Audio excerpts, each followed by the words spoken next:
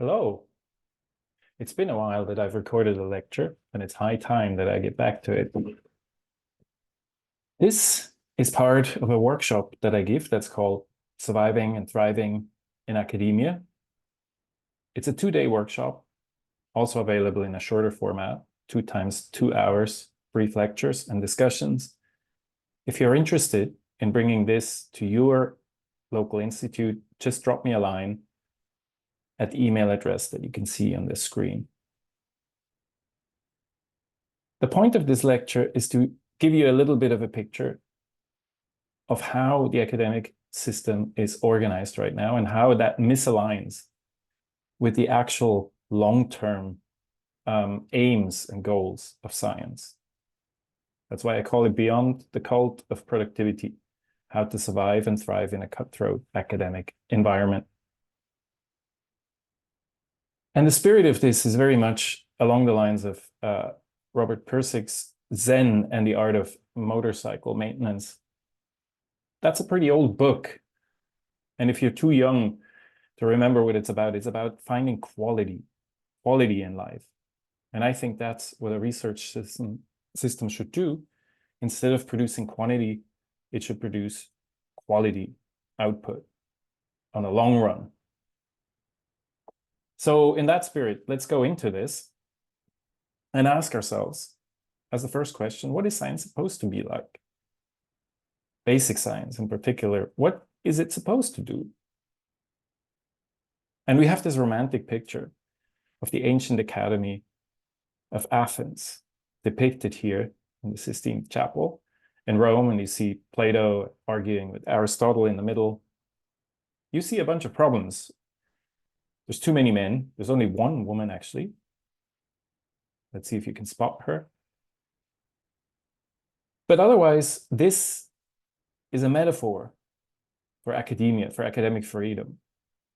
A protected space where you nevertheless can see the blue sky in the background, where people have time to think, to debate, to pursue useless or less good ideas in the ultimate pursuit of that breakthrough, that idea and that insight that gives you a completely new view of the world. The problem is that we've obviously moved very far away from that. In many good ways, there are more women and minorities in science right now, but also in some bad ways. We've lost the safe space where we can freely think and explore. So let's go and ask, what is basic science? What is science, actually? And I like this quote here by Louis Pasteur, who says, "There does not exist a category of science to which one can give the name applied science. There are sciences and the application of science, bound together as the fruit of the tree which bears it." I like that because nowadays we have a tendency to try and take a shortcut towards application. And that's not possible. But on the other hand, it's also completely impossible to draw a clean line between what is basic and what is applied science. So that's not very useful either. And therefore, I think this framework of thinking about application versus doing actual science by Louis Pasteur is very useful still today. The aim of basic science is not better health.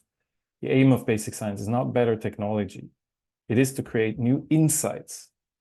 And also, maybe we should remember that it's supposed to be handled, this knowledge that we create, with wisdom. Sociologist Robert Merton had a different sort of approach. What is science supposed to do, he asked. And as a sociologist, he said, the institutional function of science is to provide certified knowledge for the rest of society. Knowledge with a label, a DOC label for a wine, a quality label, okay? If it's not absolute knowledge, then at least we can be pretty sure we can trust it. And this idea about science is obviously also in crisis. There's a public perception that is less and less trustful of what we're doing. And we have to do our own work to change that. But at the same time, it's also important that the public realizes the actual function of what we do, which is not providing new cures or new technologies immediately. Instead, what we are doing is we're sort of breaking through the crystal sphere of this ancient worldview here. And we're still doing that. We're trying to revise the way we see the world. So if we succeed in doing basic science, we literally see the world with different eyes at the end of the process. And what's really important here is that it's not what you know, but what you don't know that's most important. It is the question that drives us in basic research. If you don't have a good question, you will not get a good answer. But the problem is there is no recipe. There is no theory of how you get good questions, how you derive good hypotheses to test. Most of the philosophy of science focuses on the scientific method. How do we filter those hypotheses? How do we verify them? How do we validate them? Do we falsify them? It looks at how we filter out our hypotheses, but it never looks at how do we arrive at them. Okay? And that's a really important and neglected aspect.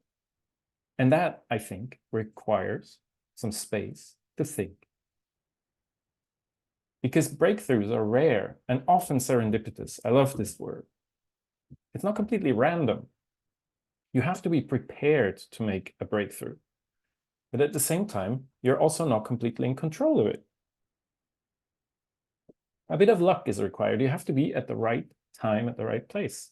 And also, often, to be able to do that, you need the time and the space to prepare, to be creative, to open these opportunities that you maybe finally will take. And the problem is it's extremely difficult, if not impossible, to predict when such breakthroughs will happen. So whenever someone comes and says, we want to increase creativity and here's a recipe how to do it, that is bullshit. You cannot do it this way. Instead, you have to create the space and the time for people to explore in all kinds of different ways, because you never know where the next breakthrough is going to come from. And there's a sort of a framework for this that I like. I'm very skeptical about sort of management frameworks and things like that, but this one actually really hits something. And I think the main core of this idea is that we have to learn from the future as it emerges. Okay, what does that mean? Is that some weird woo? No, it means that we have the ability as human beings to have both plans for the short term and some sort of vision for the longer term, which is really important. And that's not a short-term, goal-oriented planning activity. Instead, for a more creative process of discovery, what you need is you first need to create that space. Okay, so you need to be there, you need to be present to first see and sense the important problems. Okay, it's not trivial to identify what is relevant. Actually, it's not computable. There is no algorithm to do that. We don't know how that works exactly, but somehow we've evolved and we've grown and we've been educated to identify relevant problems in our environment. We have to see them first, identify them, and then sense them. We have to give them a certain space. And then down on this U curve, this is why it's called theory U, a theory proposed by Otto Scharmer, you have to be present with the problem first.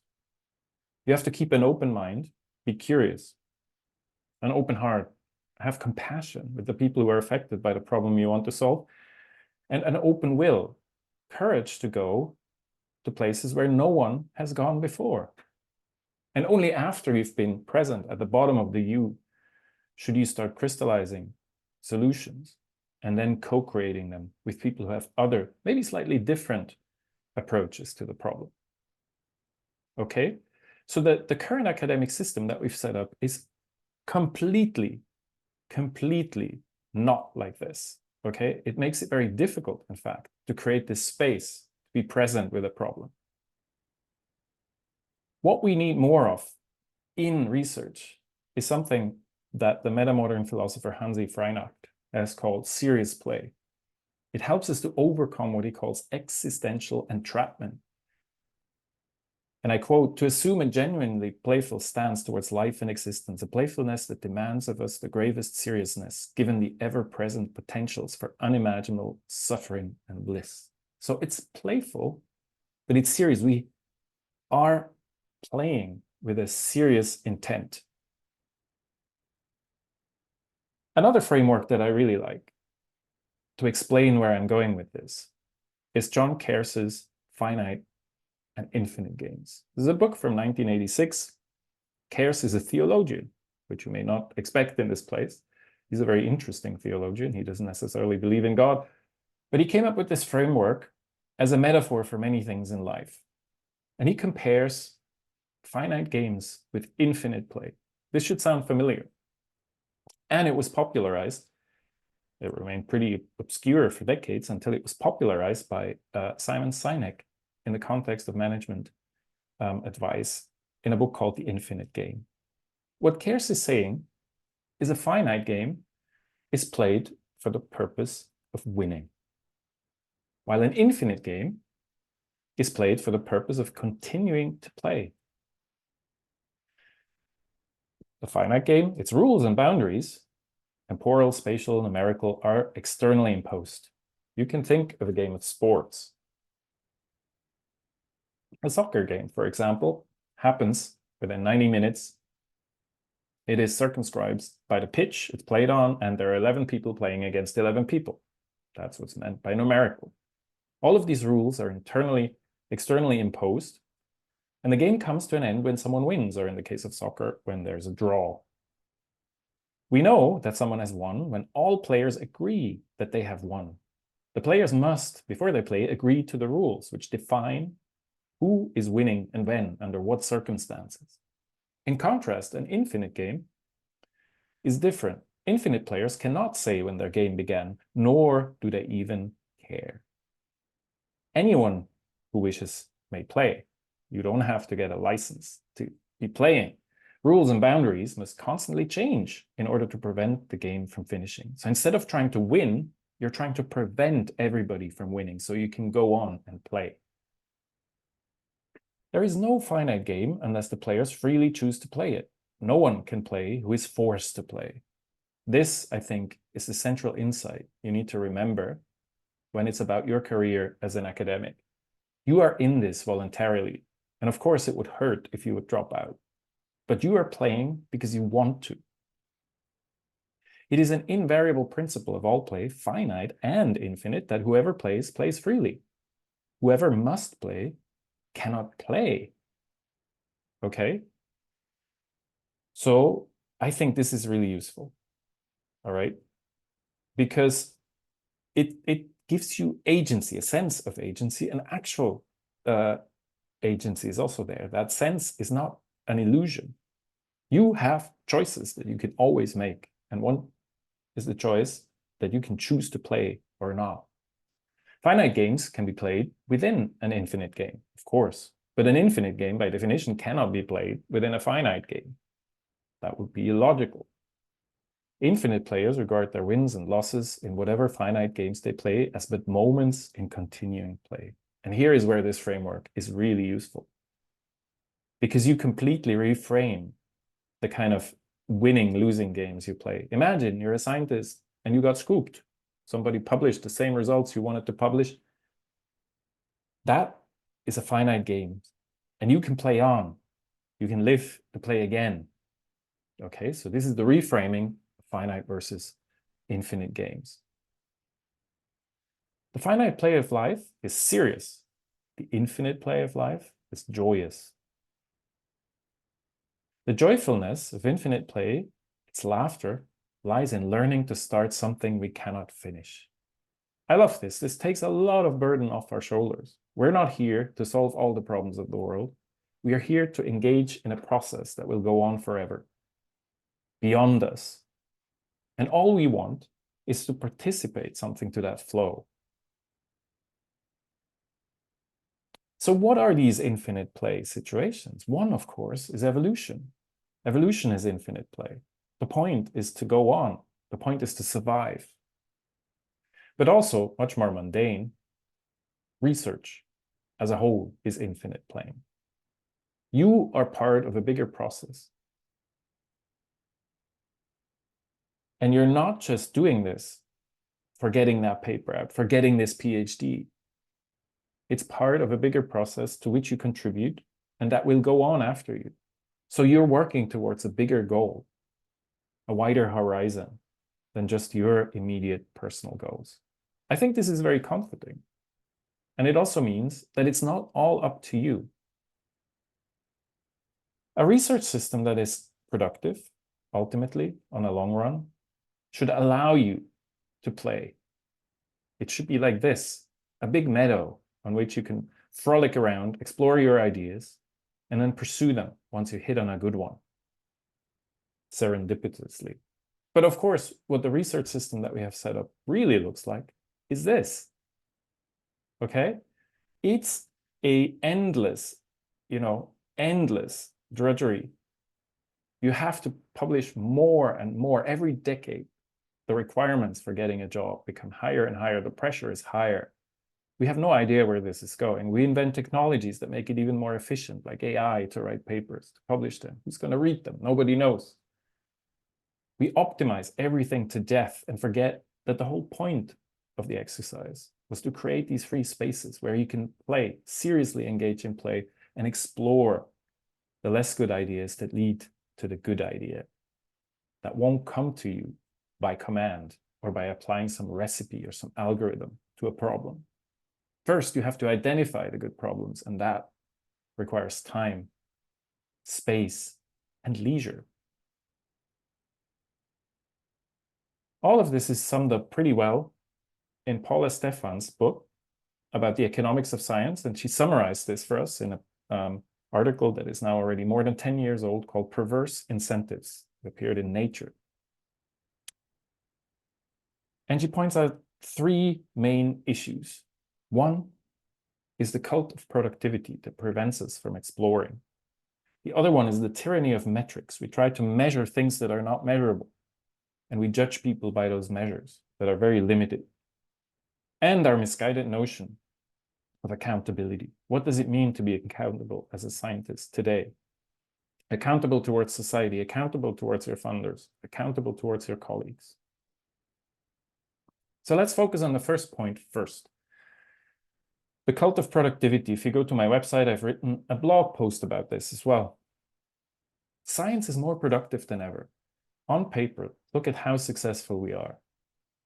We are publishing like never before. What you see here is a graph of the total papers that have been published in a huge data set of scientific publications. That dip at the end of the curve, by the way, is an artifact of the method, which is explained in the caption that I'm not showing here. And the x-axis is the time from 1800 to now, around 2020, a little bit before that, actually. The paper is a number a few years old, 5 years old already now.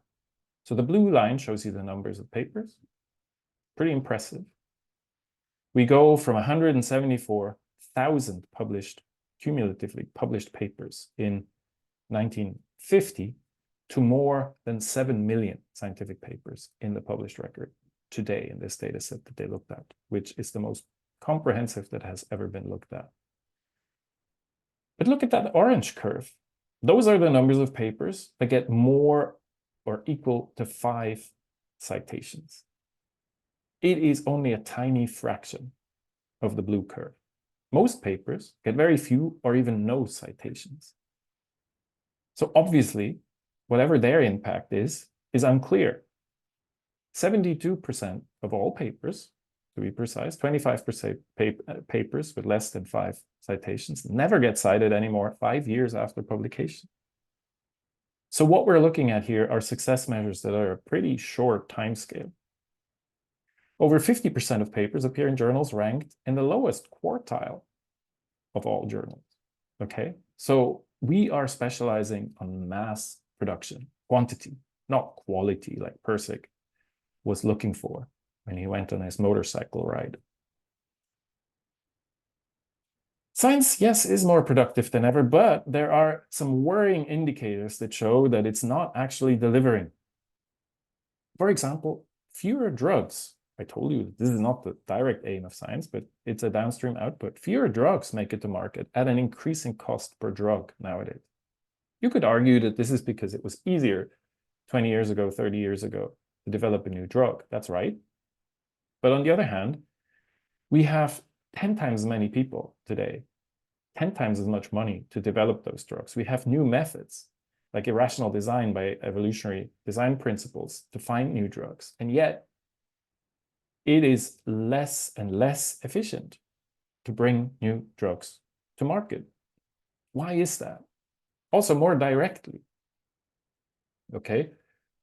You can look at what it means if you publish too much. There was another study that looked at the sort of keywords in abstracts and found that the diversity of those keywords is not improving as fast as the number of publications.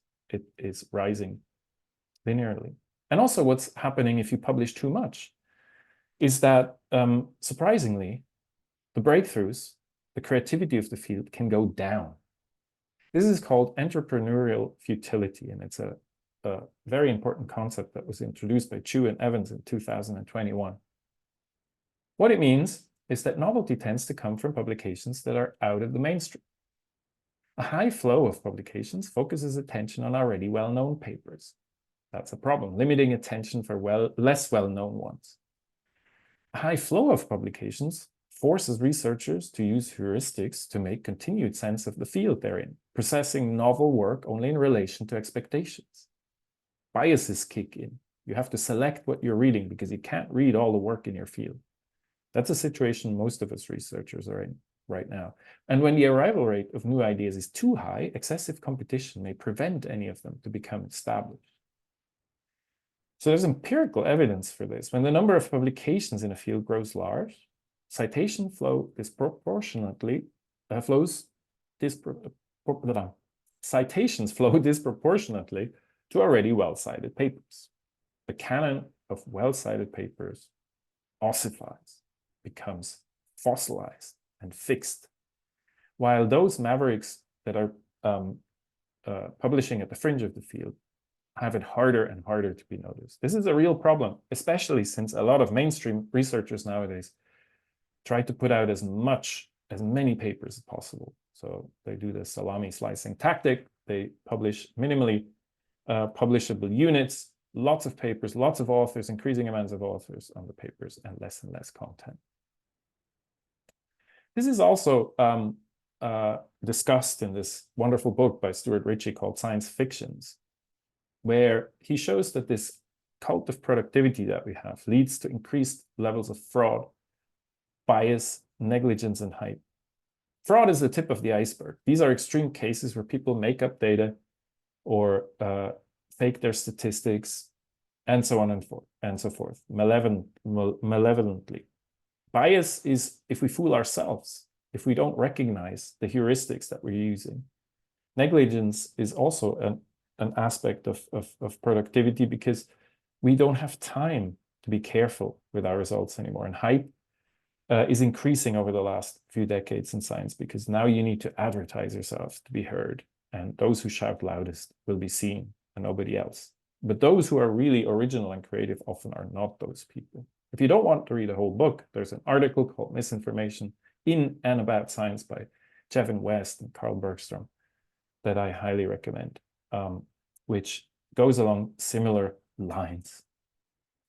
So as an evolutionary biologist, I like to think about the research process, about the evolution of knowledge itself in the process of generating knowledge in science. And I think here a bunch of metaphors are really, really important. And I introduce these metaphors in my workshop in more detail. Think first about Sewell Wright's from the 30s idea of the adaptive landscape. Here you have a landscape of fitness peaks indicated by pluses and troughs by minuses, which show where in phenotype space a organism is adapted to its environment and where it is not. And you have a population of organisms that are basically evolving on this landscape. They start somewhere low.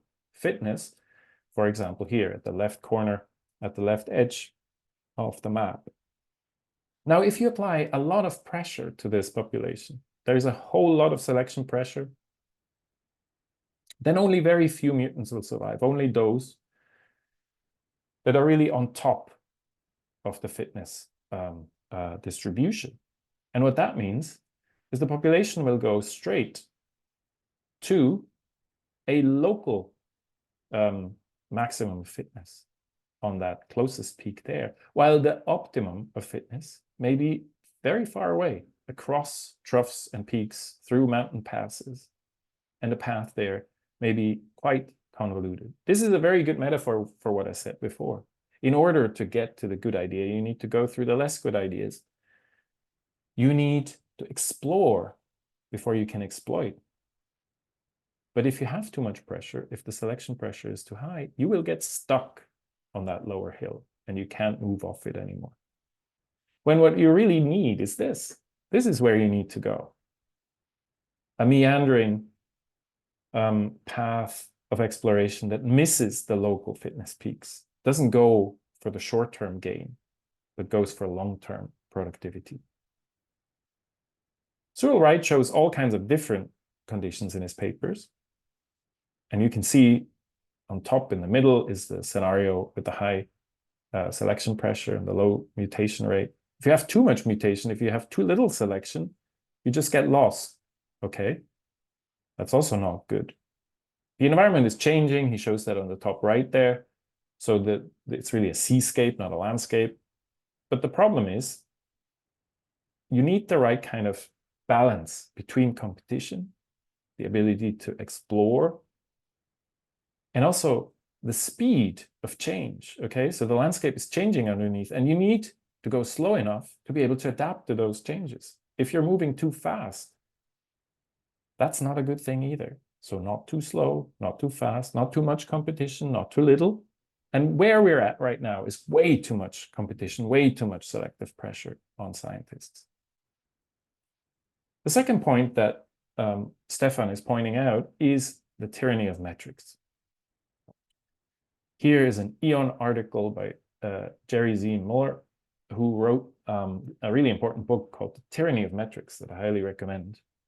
The article is called Against Metrics. I would say we have to go beyond metrics. How measuring performance by numbers will backfire. And here you have to learn first about Goodhart's law. That's very important.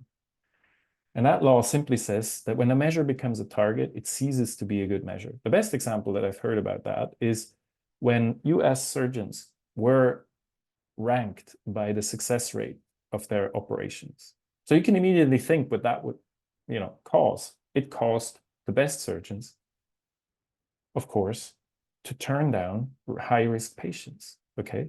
If you're only judged by your success rates, you're not going to take on high-risk patients anymore. This is a really bad thing. Or think about the American school system that is only teaching to the test nowadays. So when the test becomes the target, when a measure becomes the target, it ceases to be a good measure. Okay, this is really important to know about. And this is exactly what happens in science today.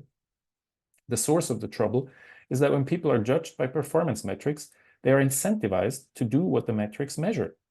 And what the metrics measure will be some established goal. But that impedes innovation, which means doing something not yet established. Indeed, that hasn't been tried out. Innovation involves experimentation, exploration, and experimentation includes the possibility, perhaps probability of failure. We have to let ourselves fail. You have to take the pressure off for that. There is no excitement of venturing into the unknown because the unknown is beyond the measurable. My favorite example here is if you think about originality. You cannot measure originality because it's not a quantity and it's context dependent. What is original is only recognizable in hindsight. And it's not clear when. 5 years after the innovation has happened? 10 years? We never know. There are these Sleeping Beauty papers that only have an impact, and a huge impact sometimes, years and years and years after they've been published. So we can observe Goodhart's law in action. Okay, so let's get back to that paper I showed in the beginning. Papers become shorter on average over time in that data set that these people looked at. Okay, so we get more and more close to the minimal publishable unit that I mentioned before. The length of the titles and abstracts, though, increases. So this is the equivalent of academic clickbait. You can measure this in this data set. These are all empirical findings. the number of authors per paper increases. We all get by with a little help from our friends, so we invite them to be part of the paper. And more references are there per paper. That's clear if you ever read a paper from the 1960s, usually only about 10 to 20 citations maximum. And most importantly, the self-citations, of course, go up quickest, okay? So this is, as it's been called, science in the age of selfies. Less and less papers ever get cited. Papers get cited for a shorter time. Authors publish more at an earlier career stage, but they have less first author papers because also, and we'll come back to that, science is increasingly team-driven. The percentage of returning authors in top journal is increasing. So this is a crony club, basically. Once you're in Nature, always in Nature, because the editors recognize your name. And the age of the authors that publish in top journals is increasing, okay? So it's a crony club of old men. Yes, I'm gendering that explicitly here. So basically, you're publishing more as a young researcher, but you're seen less. So it's publish and perish, not publish or perish anymore. So the metrics in science are becoming or have become targets, and they are no longer measures of importance impact. We work towards our publications instead of towards insight and wisdom. And that is wrong. And that is bad. So, as I said, the value of originality, of insight and wisdom, these are other examples of qualities that cannot be measured, but they're central to the long-term success and the productivity of basic science. So most of what really matters about basic science, we can't measure. And I don't mean can't just because we haven't found a good metric for it yet. But if you think about it for a second or two philosophically, these are qualities that are not measurable in principle because of what they are. Okay? So there will be no metrics, however many alt metrics you come up with, that will measure these kind of aspects of doing science. So we're missing the point if we focus only on metrics. I'm not saying to get rid of metrics, but we have to move beyond metrics. And there has to be evaluation of research that goes beyond that. And also it has, and that's really important, the evaluation has to be flexible and context dependent, because if you have fixed context independent measures, you will fall prey to Goodhart's law. And also people will game the system. You know those people who are very good at getting grants and publishing, but very bad at creating actual insights. They are proliferating in science right now because of this, because we have perverse incentives. The third point that Stefan is raising is our misguided notion of accountability. And here I only need to show an actual example from a grant of mine. This is my ERC grant application in 2013, one of 4 that was unsuccessful. Although I did do all the research in the end without the money, which was harder, but still worked. So what you have here is a 5-year grant proposal, and they ask for something called a Gantt chart, where I plot all the different tasks into which I subdivided the project month by month, what is going to happen next. So imagine if the project for 5 years actually runs exactly like that. That means it failed because you have discovered nothing new. This is the sort of accountability that is completely delusional. You do not want a basic scientist to go and do exactly what they propose to do. There are other funding agencies, Human Frontiers is an example, that will not judge you by exactly what you do like this. So the principle is simple. What you should have here, you should write a grant, you should be judged on that grant, and that is because you should be judged on the ability to plan a project. Once you get the money, accountability should be you're not spending the money on sex and drugs and rock and roll, but you're spending it on science. But what science you're doing with the money you got afterwards should be completely open to you, because you are responsible as the scientist to take the project wherever it's taking you. And as I said, fundamental breakthroughs are serendipitous, so they can't be written into a chart like that. Enough said about that, because we could go on forever, but I think the problems are clear.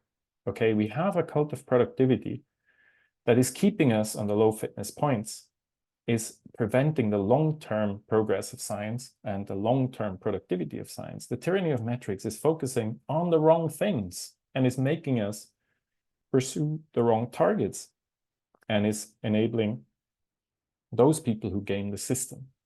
And our misguided notion of accountability is hampering research because people have to do what they promise to do, which makes no sense in basic science at all. The consequences are dire and many. First of all, we engage in short-termism, low-hanging fruit projects, risk avoidance.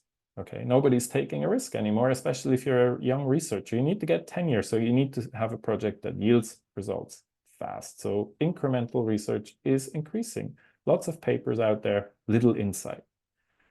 We increase opportunism, hype, and bullshit because there's huge pressure on people to produce popular stuff. And we give a paradoxical set of incentives to people. They have to do this original piece of research, but at the same time, they have to produce original pieces of research all the time. So this is crazy. It doesn't work. Reality doesn't work like this.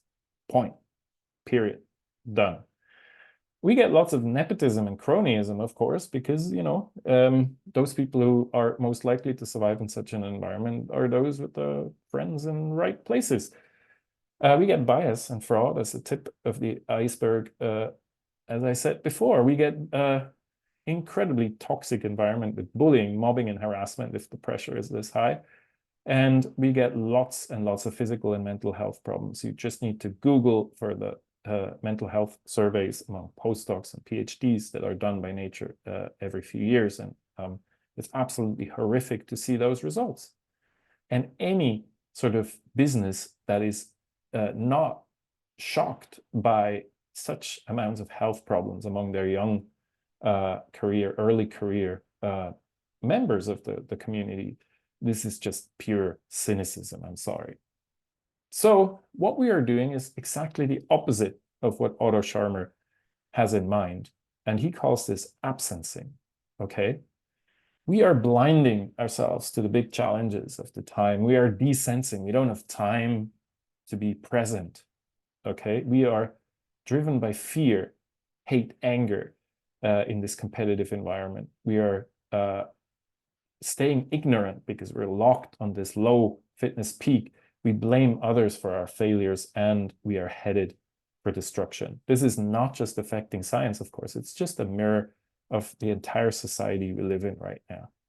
But science would be one of the tools that could get us out of this. So it's especially frustrating to see that we've applied these kind of principles that lead to this dynamic at the bottom of the diagram to the place, basic research, where it should least be applied. It's also bad in other places like your health system, education system, and so on and so forth. But it is, I would argue, the worst kind of way, free market thinking, to run basic science. So the idea of the marketplace of ideas in science has to die. It's a stupid idea. It's not about competition. There are so many things to be discovered and so few scientists that we should cooperate and find a better way to help each other out, A, and B, create those spaces where we can be explorative and creative. Now, the research system, obviously, based on this, has to change. And there you have several options. How can you go about this? Well, the first, and this is from philosopher Hansi Freinacht again, you can deny that there's a problem. And this is happening all over the place, especially successful scientists. They deny, of course, that they were successful because they gamed the system. They will deny that they were successful because they produced low-hanging fruit. They picked the low-hanging fruit and didn't go for the high-risk project. That's one part. But there is a surprising amount of denial among young people that go into science and then are surprised to find out that it's not what they thought it was. Okay, the problems are huge. And yes, academics like to complain, but they have a right to complain because it's really bad. Again, the mental health surveys will show you the numbers. It is really bad. Okay, this should be the best job in the world at the same time, it's the worst job in the world because it's so frustrating to see how good it could be, but you're prevented by the current system that we've put in place to develop your capabilities, your creativity, your potential. And of course, there are those who just say, okay, suck it up, buttercup. This is what it is, game acceptance. And of course, these are equivalents of sort of left-wing versus right-wing political approaches, right? Game acceptance is just saying, look, this is what it is, get with it, and, try to survive in this system. So there are these courses that teach you how to survive, how to adapt best in the system. I won't name names, but there are a few really terrible people out there that are trying to teach young people to be better serfs, basically, for a completely cruel and inhumane academic environment. So don't ask what can I do for the system, but ask what the system can do for you. This is the motto. And what we need to do is we need to find a healthy compromise. Okay, you can't just drop out. You can't just deny the game. To change it, you need to stay in the game. And so this idea is called game change. How can we survive in the system while bending instead of breaking its rules? Okay, so that's the kind of theory of change that we need here. And I think this is really important. It is about compromising, it is about staying realistic, and it is about changing the game, bending the rules. That's infinite play, remember, to change the rules so nobody wins. I think this is what we need to do right now. And I always give this little piece of advice. Agency is when you decide how much of your soul you want to sell. Think about this. If you sell too much of it, you have to get out. But if you sell none of it, you will be out. So the middle way is to decide how much of my soul am I willing to sell to be able to engage in what I call game change here.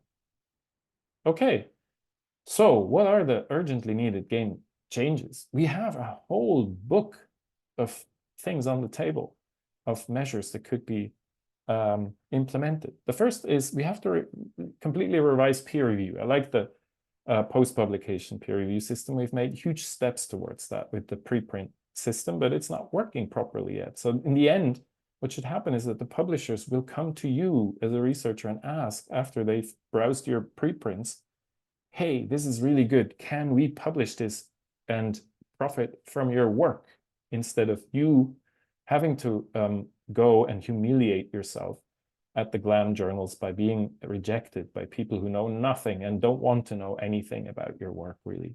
Okay, so there are really big changes that need to happen here. We need to move away in general from judging people by publications in glam journals, by relying on things like impact factors and so on. That's all on the table and it's been discussed at length, so I won't go into more details here. The career structure. Imagine if you could come out of your PhD and get a 15-year fellowship with rolling the review and the possibility to get tenured at the end of it. Okay, so you get 15 years to develop a vision, a really large project, and you will not be judged just by the outcome, by the publications that you produced. You will be judged by the process. Are you engaging in the right kind of process? Are you doing the right kind of things? And those who judge you will not be some independent panel that flies in to look at you and they know nothing about your project. They will be your mentors at the same time. So you mix up mentoring and evaluation. This is often seen as a bad thing, but it's not. Those who mentor you are the ones who know what you're doing, and they know if you're doing things right, even if in a higher risk project they're not working out the way you plan to. That is part of what it is to do science. Failure is part of it, and you often learn more from interesting failures than from successes. Think about academic hiring, the wrong principles. We have things like DORA and people, sign up. It's like climate change. Lots of academic institutions have signed up to these agreements about hiring people not based on metrics, blah, blah, blah, blah, but nobody is really doing this. Very few places. And often those places are hiring based on crony networks. Very high profile places, for example, they never hire anyone that just apply. They always know who they want to get and recruit people within their networks. So we need to find a sort of, again, a middle way between that. And one thing that I want to mention here is that often you should hire the person that is most controversial. Also, often you should fund the project that's most controversial. Those are the ones that are probably giving you the most interesting results if they work out. Of course, they're less likely to work out than those where everybody says, oh, this is great, I like this. This is probably just an incremental piece of research. And the candidates that everybody likes are often part of the fields that are already established, not the mavericks on the fringes of research that actually bring you the greatest new insights, the biggest chance of new insights in the end. Researcher-based funding, what I just said, this 15-year-long fellowship is part of that. More stability at intermediate times of your career when you want to have a family, for example, and you can't move around for your postdocs every 1 to 2 years. The academic career structure is completely broken for the individual researcher. It's absolutely inhumane. Nobody in their right mind does this to themselves anymore. You have to be really driven and able to sacrifice a lot, but it's gone too far. Of course, you do not want to encourage incentives like, I'm doing this for the money, I have a secure career. No, it's like being an artist. You have to take risks to be a good scientist. You have to have a different kind of mentality. But what we are doing right now has definitely gone too far.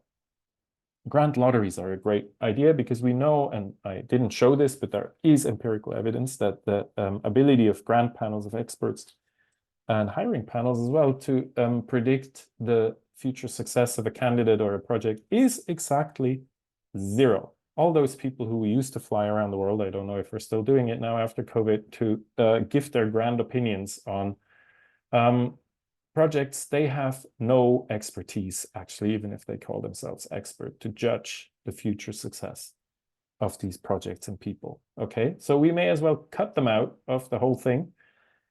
The idea of a grant lottery is that you have a panel that only judges whether a project passes the threshold, the quality threshold or not, but not whether it gets funded or not. And those people, probably about 20 to 30% of those that send something in, will get into the lottery draw.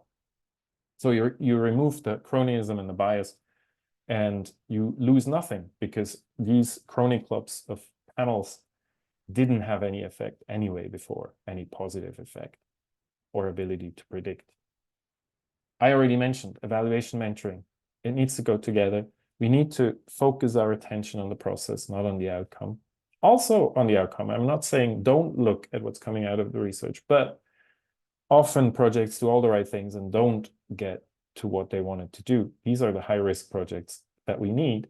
And so we need to radically focus away from the outcome towards the quality of the process of research. And we need to open up science, do more citizen science, rooted in broader communities, stakeholders that are involved in problems. So how many times in a health research environment are the patients not involved? A very personal example, the research on ME/CFS on post-COVID, long post-viral syndrome is completely ignoring what patients are saying. And there are discussions that are totally removed from the reality of those patients. But not only in biomedical science, also other very big projects have huge impacts on humanity and need to include a much broader community.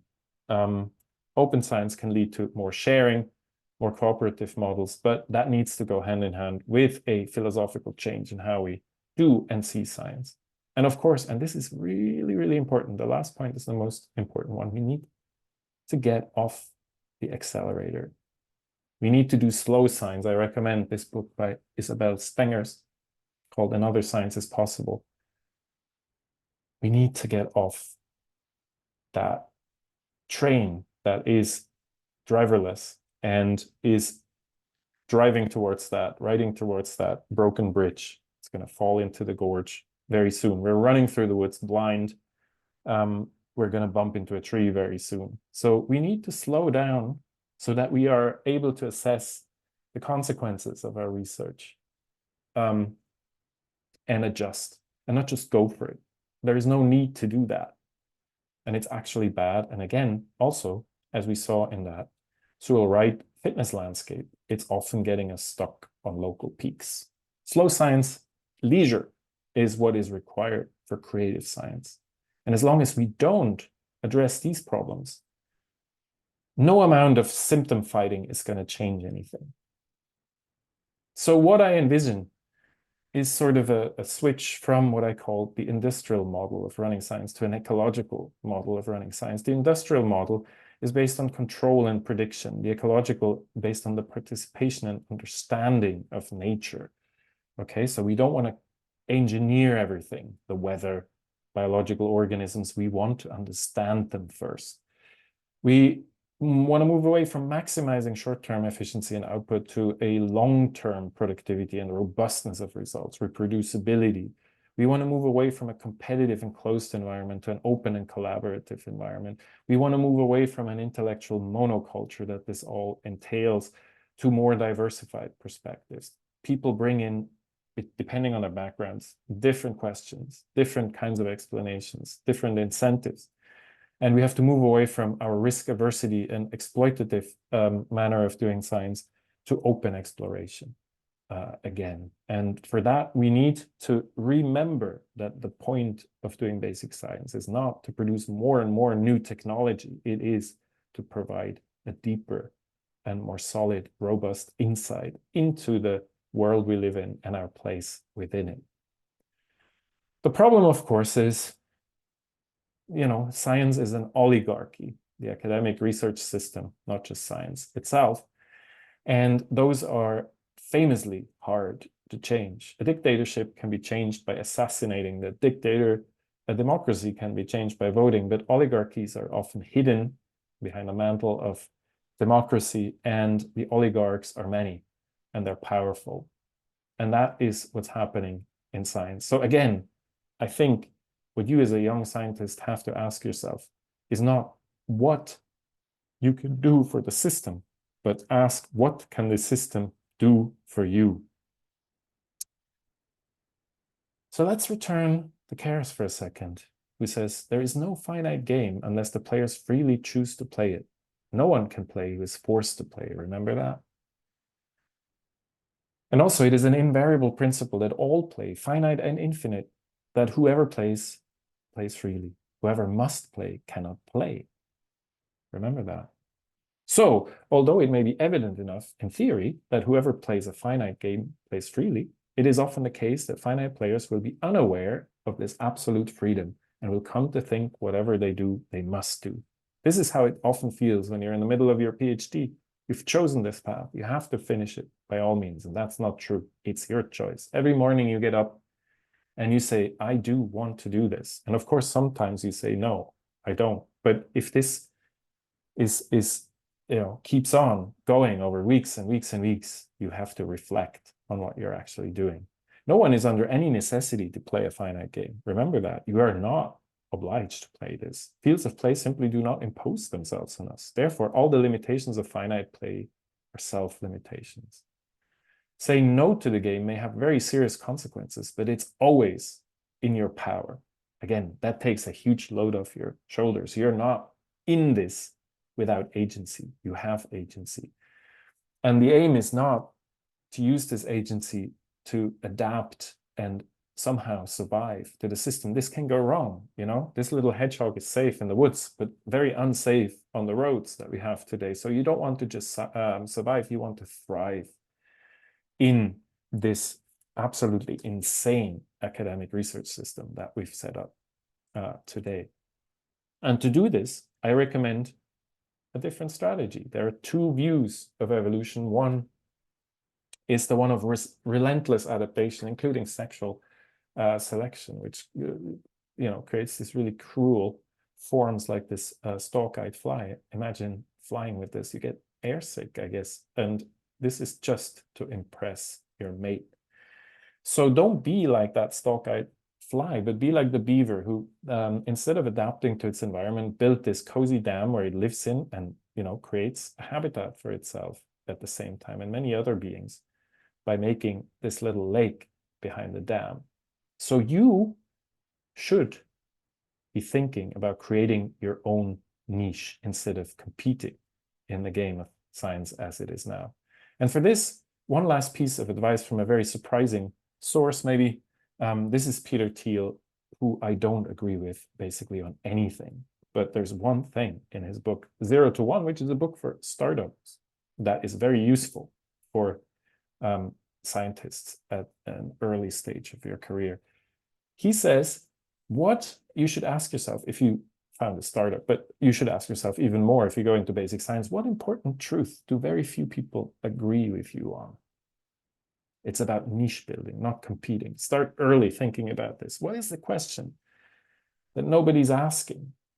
Okay, so there are these things, and they're often quite right in front of your nose and quite trivial seeming, okay? But nobody's asking them. And if that happens, you are onto something. What important project is nobody pursuing? So often you think, okay, this is an interesting question. I see nobody doing it, but somebody must have done it already. And you don't go look because you think, oh, it's too obvious. But often these are exactly the kind of problems that are worth tackling. You do not want to open another restaurant on High Street, on Main Street, okay? Because there are plenty of those already. You don't want to open up another airline, but you want to be the next Google of the scientific community. You want to do this thing that nobody else is doing, and you want to do it first. So you have a really nice niche. You don't want to be like Google afterwards and dominate the whole place either.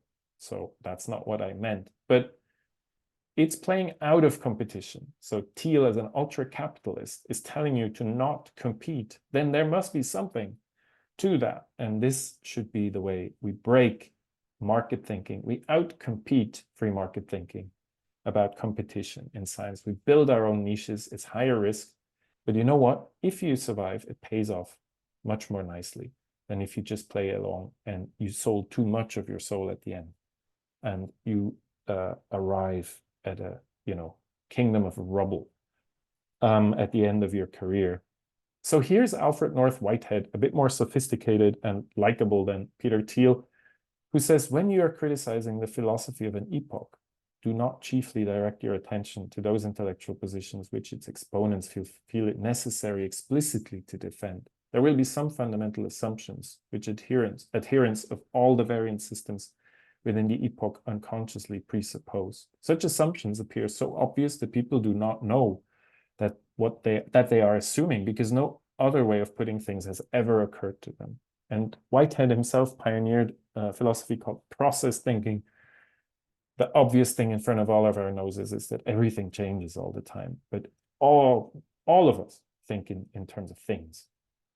This is his obvious question that he pursued very successfully. So find that for yourself, and you will have the opportunity to peak beyond those kind of limits of our current knowledge. This is the way to succeed in basic science. Do not play along. Do not deny that the game exists, but change it just enough so that you can breathe.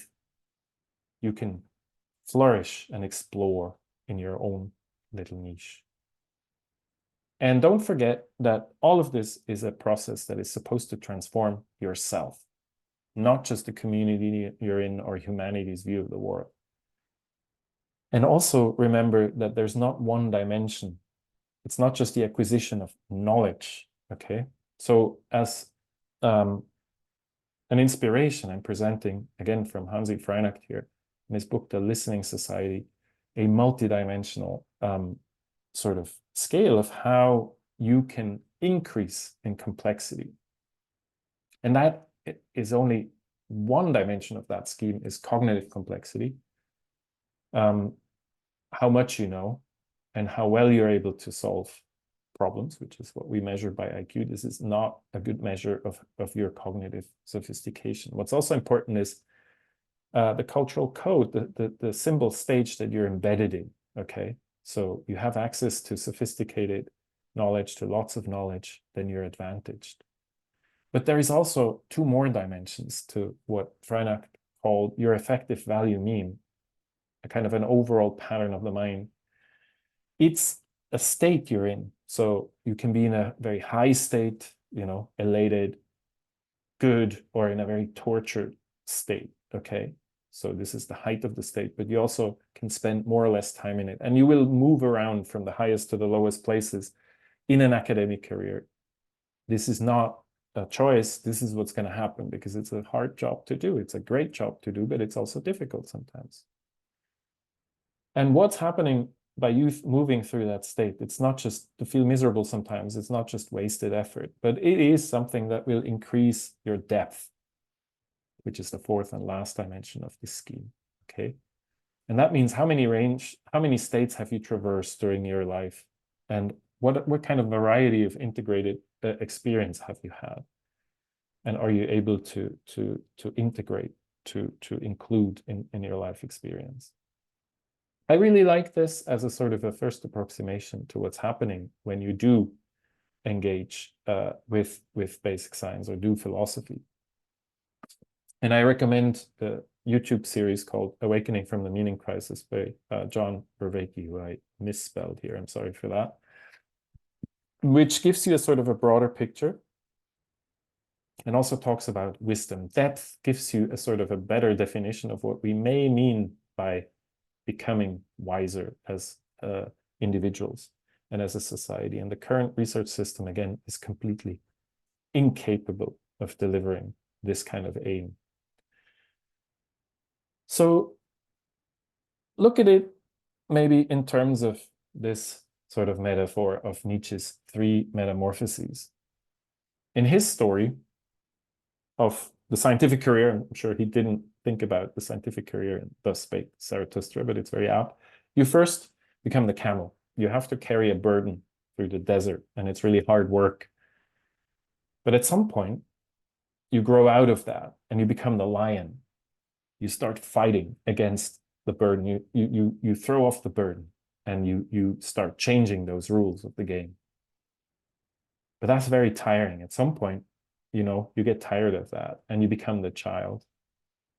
That's a bit surprising. You become the child again, and you finally learn how to stop fighting and instead to engage in serious play. I really like those three stages and the metamorphoses. Pay attention to when they happen, because the journey into a scientific career is extraordinary.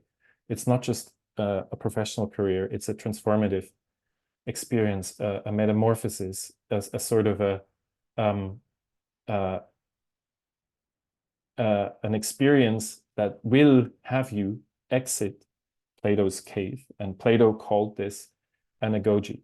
Anagogy is the process by which you become a different person, which means you see the world in a different light.